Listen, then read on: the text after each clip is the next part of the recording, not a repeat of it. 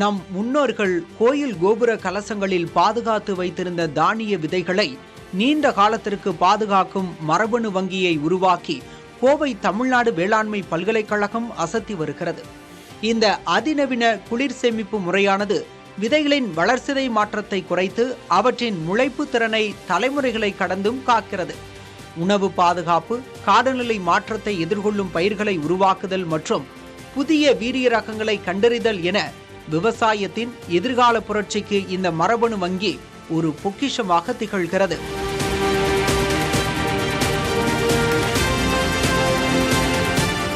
நம்ம ஸ்டோர் பண்ணக்கூடிய டெம்பரேச்சர், அப்புறம் விதையில் உள்ள மாய்ஸ்சர், ரெண்டையும் கண்ட்ரோல் பண்ணும்போது அந்த விதையினுடைய வாழ்நாள் அதிகரிக்கிறது. -18 அல்லது -20 அந்த வெப்பத்தில் நம்ம ஸ்டோர் பண்ணும்போது அது 50 வருடங்கள் வரைக்கும் வைக்கலாம். ஸோ நாங்கள் அந்த மாதிரி எண்ணெய் வித்து பயிர்கள், பருத்தி, அந்த மாதிரி பயிர்கள் எல்லாம் நீண்டகால சேமிப்பில் வச்சுருக்கோம். ஒரு சிறிய விதைக்குள் ஒரு முழு தலைமுறையின் உணவும் விவசாய எதிர்காலமும் அடங்கியுள்ளது. புதிய தலைமுறைக்காக ஒளிப்பதிவாளர் முத்துப்பாண்டியுடன் செய்தியாளர் சுதீஷ்.